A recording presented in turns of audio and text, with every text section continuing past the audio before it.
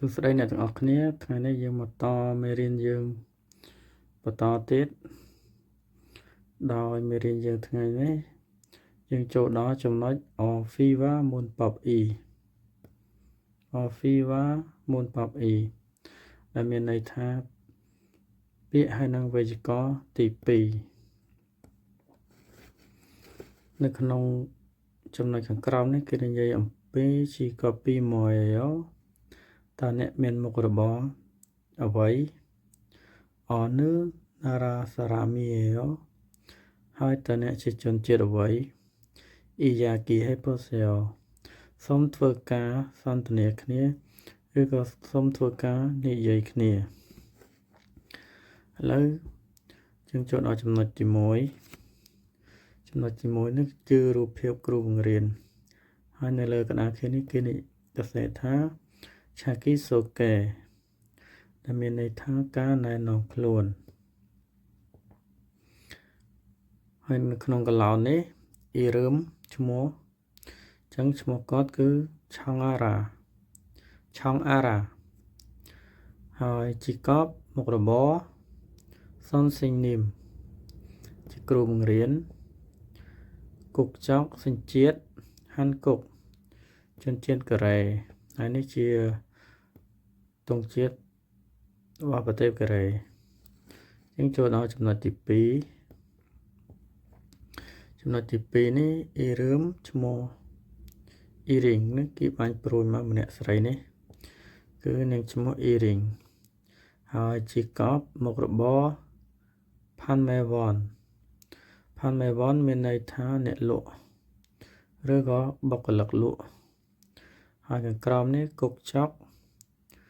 របស់គាត់គឺជុងគុកមានន័យថាប្រទេសចិនឬក៏ជនជាតិចិនហើយចំណុចទី3ដែរគឺម្នាក់នេះព្រួញអ៊ីរឿងរបស់គាត់ឈ្មោះរ៉ាហឺម៉ានគាត់ឈ្មោះរ៉ាហឺម៉ាន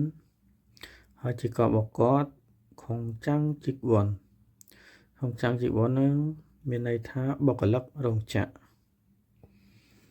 ហើយគុកចុករបស់គាត់ផាំងឃឺឡាដេស៊ីគឺជនជាតិបង់ក្លាដេស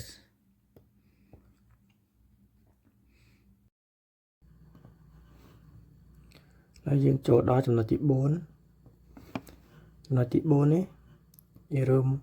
ឈ្មោះរបស់គាត់ឈ្មោះរ៉ាមីនហើយជីកបមុខរបរឬក៏ការងារហាក់សែងយើងប្រែថាសិស្សហើយគុកចុកសញ្ជាតិ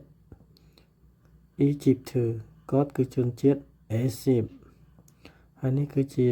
ទង់ជាតិនៃប្រទេសអេស៊ីបយើងចូលដល់ចំណុចទី5អ៊ីរឿងរបស់គាត់ឆេអ៊ីស៊ឺន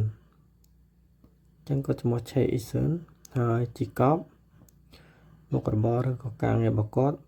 យ៉ងខាងសាដែលមានន័យថាគ្រូភាសាអង់គ្លេសហើយគុកចុករបស់គាត់សញ្ជាតិរបស់គាត់គឺមីគុកយើងប្រែថាសហរដ្ឋអាមេរិកហើយនេះគឺជាទង់ជាតិនៃប្រទេសសហរដ្ឋអាមេរិកចូលដល់ចំណុចទី6អ៊ីរឿងមកគាត់ឈ្មោះអាន់ឆេឡាហើយជាកបរបស់គាត់មុខរបរឬក៏ការងារវេសាវ៉នហ្នឹងយើងប្រែថាបុគ្គលិកក្រុមហ៊ុនហើយគុកចុកសញ្ជាតិរបស់គាត់ហ្វីលីពីនដែលមានន័យថាជនជាតិហ្វីលីពីនរីឯចំណុចខាងក្រោមនេះខាងឆ្វេងដៃនេះជាសំណួរហើយខាងស្ដាំដៃជាចម្លើយសំណួរទី1គេសួរថាអ៊ីរឺមីម៉ូយ៉ូតើអ្នកឈ្មោះអ្វីហើយចម្លើយគេថាអាន់ជេឡាយ៉េយ៉ូបាទគឺមានឈ្មោះអាន់ជេឡាខ្ញុំឈ្មោះអាន់ជេឡាហើយខាងបន្តមកទៀតគេសួរថាជីកូពីម៉ូយ៉ូ តើអ្នកមានមុខរបរជាអ្វីហើយខាងរីឯខាងចម្លើយគេឆ្លើយថាវេសាវនីយោបុគ្គលិកក្រុមហ៊ុនហើយចំណុចបន្ទាប់គេសួរថាអនណារាសារ៉ាមីយោតើអ្នកគឺជាជនជាតិអ្វីចម្លើយភីលីពីនរ៉ាមីយោខ្ញុំគឺជនជាតិភីលីពីនចឹងក្នុងទំព័រហ្នឹងមានតែប៉ុណ្ណឹងយើងទៅទំព័របន្តទៀត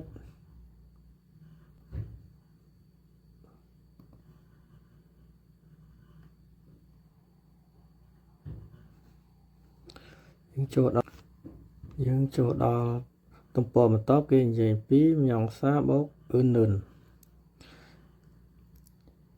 អ៊ីរមីណាជីកប់ទឿនសូកេហៅតេសាយ៉ុងហេវគេប្រើអ៊ឺនឺនដើម្បីណែនាំឈ្មោះឬក៏មុខរបរឡាចឹងអ៊ឺនឺនគេដាក់នៅជាប់នឹងប្រធានគេនិយាយពីឈ្មោះហើយនឹងមុខរបរឧទាហរណ៍ក្រោមនេះឡើយយើងនិយាយរៀនវេយ្យាករណ៍សិនយើងប្រើអ៊ឺនឺនដើម្បីសម្គាល់នាមដែលនៅក្បែរវាជាប្រធាននៃប្រយោគចឹងគេប្រើអ៊ឺនឺនដើម្បីសម្គាល់នាមដែលនៅក្បែរវានឹងជាប្រធាននៃប្រយោគរបៀបប្រើនាមណាដែលមានជើងយើងប្រើអ៊ឺនហើយនាមណាដែលអត់ជើងយើងប្រើនឹនចឹងដូចឧទាហរណ៍ខាងលើនេះខាងស្រីគេសួរថាអញ្ញសេអូសួស្តីឆននខូឆននេះអូខ្ញុំឈ្មោះខូឆនហើយខាងប្រុសក៏និយាយថាអញ្ញហាសេអូសួស្តីឆននរ៉ាមីនីអូខ្ញុំឈ្មោះរ៉ាមីនបាទខាងប្រុសនេះឈ្មោះរ៉ាមីនយេមូនឧទាហរណ៍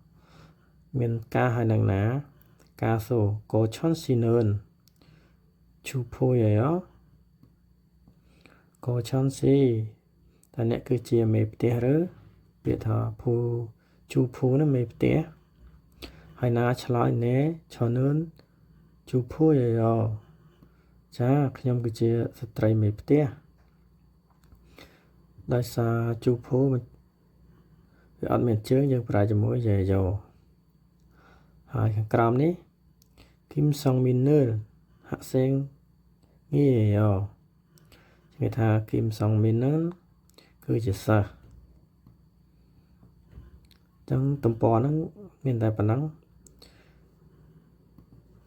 ដោយសារមេរៀនយើងវែងយើងសូមចាប់មេរៀនទី1តែត្រឹមនេះសិន